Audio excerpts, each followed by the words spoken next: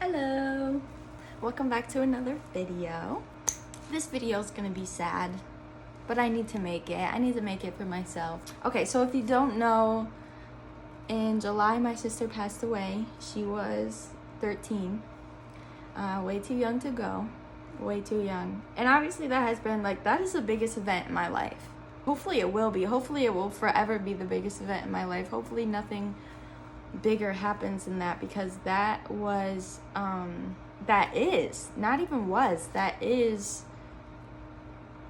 terrible. It's like something that is really hard to grasp, because it just feels like there's no fucking rhyme or reason to it.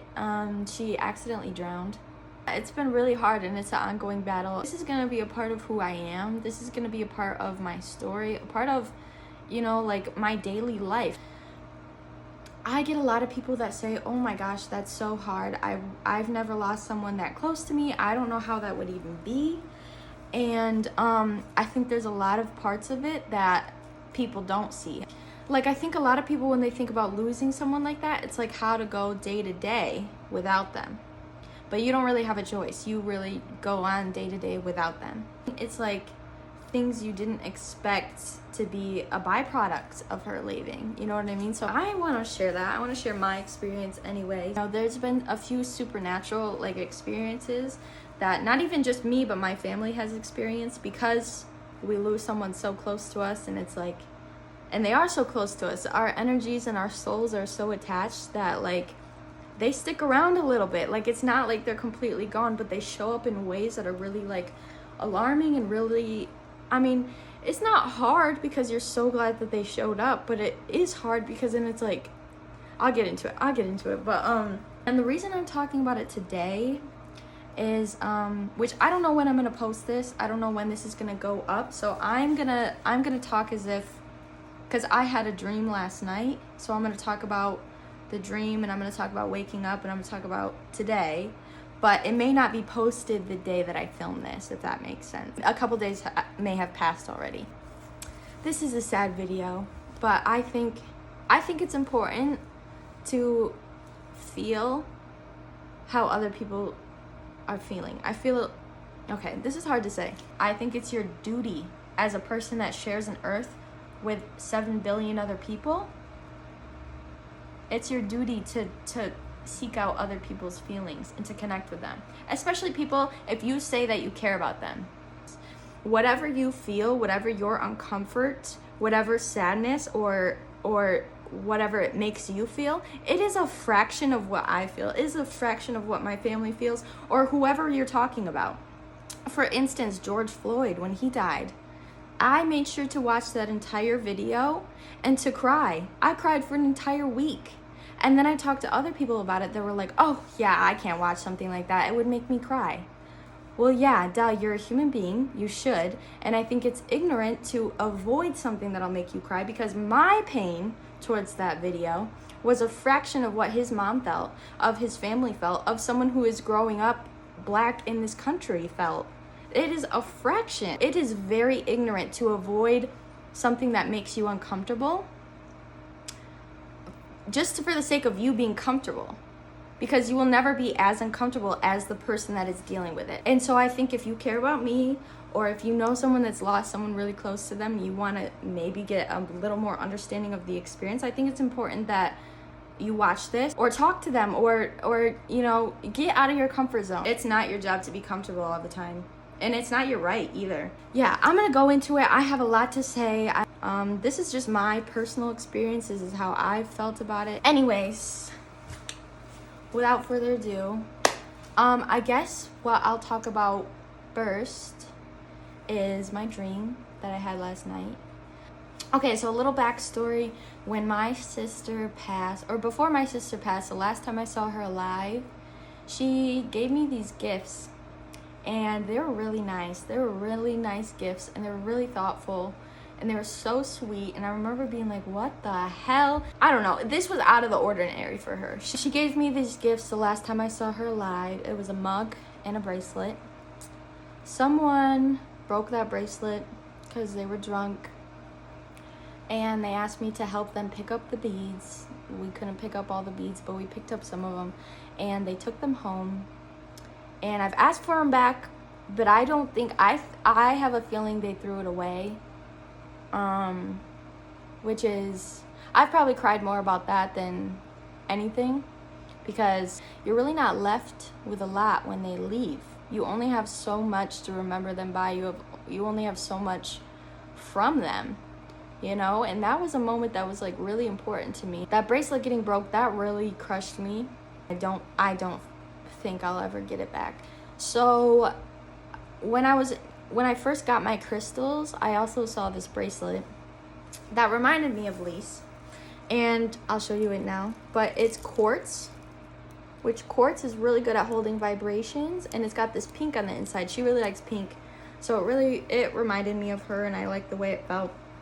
So I brought it home, I cleansed it, I charged it in the sun, which that's a whole process. So I took the bracelet to my mom's house, and I put it in her old room.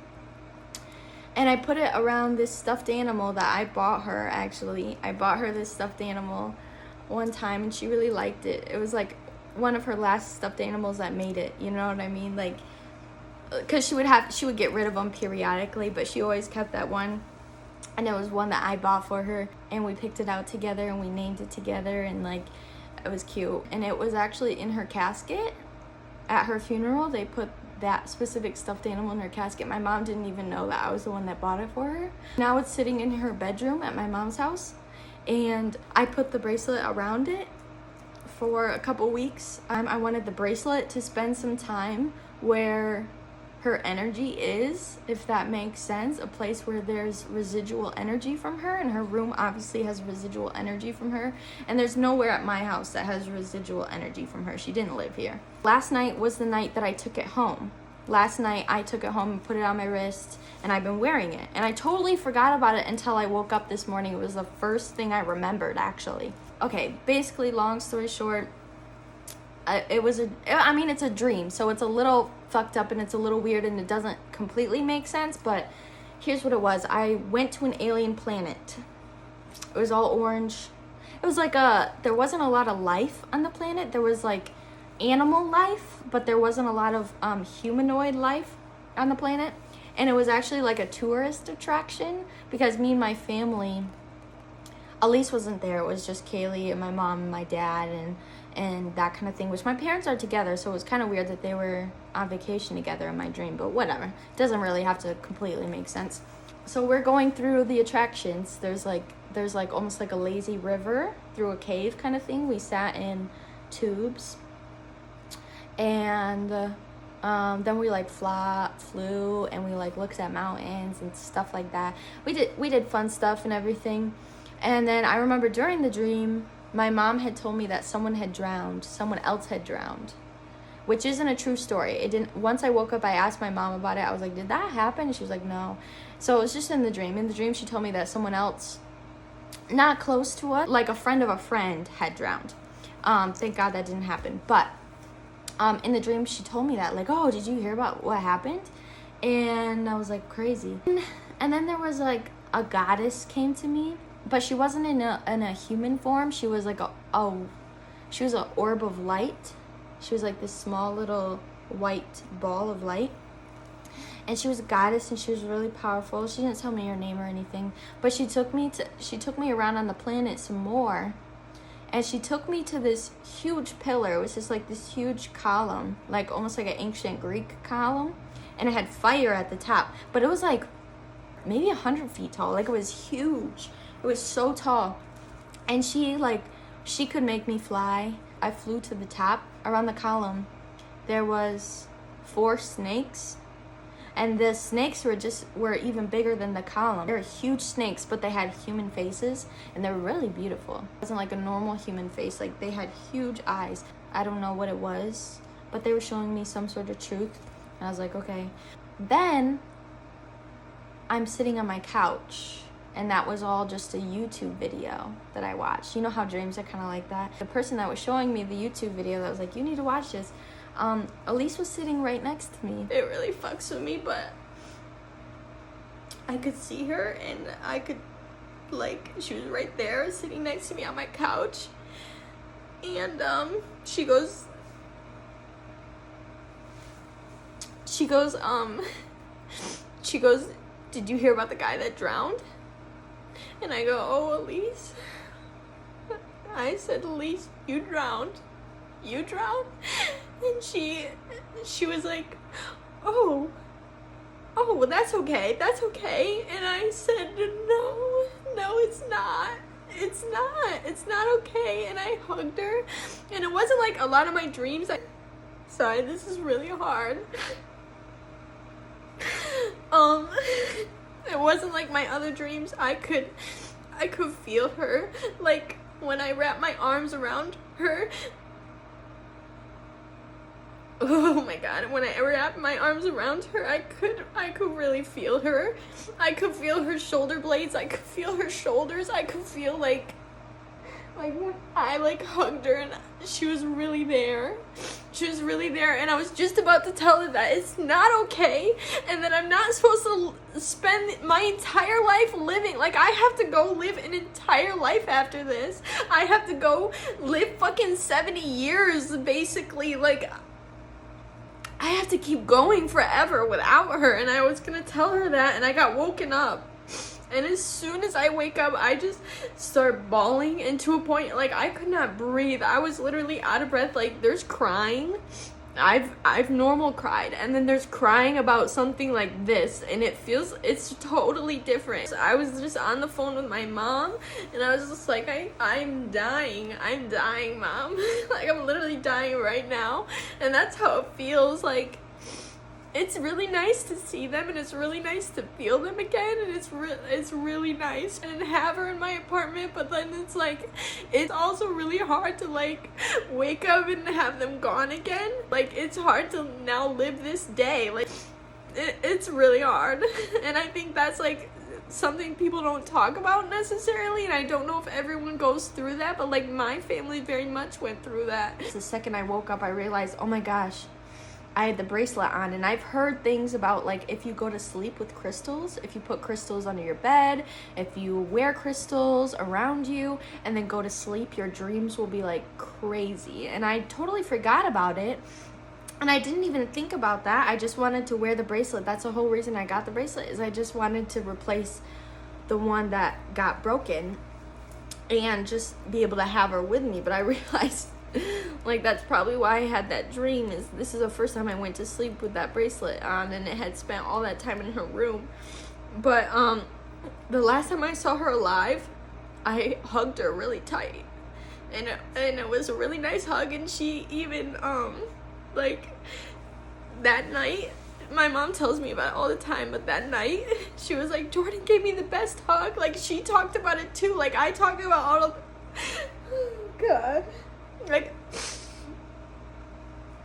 I talk about it all the time, about that hug, because it will forever be my favorite moment. And it's really nice to know that, she liked that moment just as much as I did, and it was really important to her that I hugged her, because she was sick. And I was like, are you still sick? And she was like, yeah, kinda. I was like, fuck it, give me a hug, And I'm so glad I did. I'm so glad I did. So, and I've said before, I would give anything in this world to have that hug back. And even though I'm a fucking mess today, I got that hug last night. I got that hug again, and I got to hold on to her. It's just coming back to reality after that is really hard. But it was kind of cool to see the actual effects of crystals, I haven't had any dreams like that. I know my family has, but I haven't had any dreams like that, and that was so crazy. It was so real, and I think it was good for me in a way, even though I'm sad now. I think it was good for me to talk to her and tell her it's not okay, but I'll be okay. And it was nice to touch her and really look into her eyes. Her eyes are so beautiful. On October 30th, which people say on Halloween and Day of the Dead, which are very close to each other, that the spirit world is closer to our world. So October 30th, I'm sitting at home, I'm sitting on the couch. I have some straws on top of my fridge in a glass cup, and it went flying. The glass cup, I never heard it hit the ground. All the straws hit the ground, they're spilled everywhere. I'm like, oh, must have been the cats, must have fucking knocked some shit down. And I look over, and they're both sitting right next to me. They never moved, they were right there. And so I'm like, okay. And this is the first time I've seen something move like that without any reasonable explanation. Like, not saying it's never happened before, but usually I'm like, oh, my cats probably did it. But this time I couldn't say that. And I walk over around my fridge to look at it, and the glass cup is perfectly on the ground like this. I never heard it hit the ground. It's just perfectly upside down. And the straws are spilled everywhere, so I'm like, oh, okay. I cleaned it up, I put it back on the fridge. And I was like, Jesus Christ. And it couldn't have just fallen either. Like, it wasn't hanging off the edge or anything like that. So that was crazy. And then later that night, I'm warming up some food in the microwave or something. I'm putting it on a plate or something. I don't remember. Then I see I have this fruit bowl by my stove. And it's just like lifting up and down. Just like really slightly. And I'm like, I'm literally watching an inanimate object just move by itself. And I was like, holy shit. And I had already made plans with my close friend Sarah to see her the next day, which is Halloween. So I spent the night with Sarah on Halloween, and I told her about it, and she said, don't be afraid. They're not going to hurt you or anything. Don't be afraid. And so I was like, okay. So that night, which technically by the time I got home would have been the first day of Day of the Dead, which is November 1st. It's November 1st and 2nd, just in case you don't know. I get home, and I still feel the energy. Like, I can tell when there's a foreign energy in my apartment, especially because my apartment's so attuned to my energy that if I feel something different, it's very obvious. So I just walk into my living room, and I go, I'm not scared. I'm not scared. You're welcome here. Just please don't throw my shit around. Please don't fuck up my stuff. But I'm not scared. You're welcome here. You're allowed to be here. And all I heard a little voice, and it said, well, will you get that stuff off the couch? Will you make me a bed? And I had a bunch of clothes on my couch. And so I cleaned it all up, and I made a bed. And, like, that's not something they talk about. Like, I'm making a bed for my dead fucking sister on Day of the Dead. That's not something you think about when you think about losing someone close to you like that. Like, I don't know. It's very strange. It's very weird. And then the day after, my mom was woken up, and she felt like Elise was standing right there. And she was like, felt like that was so weird, because obviously Elise is not standing right there. But she felt like she was standing right there. And she wakes up, and she's like, Alexa, what's the time? And it was exactly 6:24. And her birthday is June 24th. So, like, you know what I mean? Like, crazy shit happens. And no one prepares you to see your parents and your sisters and your whole family and all your cousins cry like they do. No one prepares you to see a 13-year-old in a casket. Like, there is no preparation. There is none. There's no way. But, like, people also don't talk about that. Like, not only am I dealing with her death, but I have to see my parents in a vulnerable state that I cannot explain to you on a regular basis, because they're hurting. And it's really hard for me as an empath to also, like, I also have to feel their pain. Like, when they're around and my mom's talking about nursing, like my mom's talking about nursing, like, no one can prepare you for that. Like, that's, like, seeing your parents like that. My dad cries every time I see him. The last time I saw him cry before this was when I was in the hospital because I had tried to kill myself. And I was going in and out of consciousness. And he was crying over my limp fucking body. That's the last time I saw them cry. Both of them.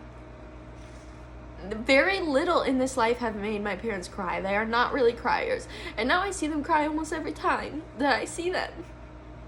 And it's hard. And I love being around them. Like, I love my parents. And it has made our relationship so much better. But it is still hard to be around them because we're all in so much pain. And it's nice to not be in pain alone. But sometimes being an empath, it's like kind of overwhelming. It's like too much pain to feel at one time. When I go to my mom's house, sometimes I just feel like I might hear a little giggle or like a little laugh or like her yelling or being like, Kaylee, you know, something.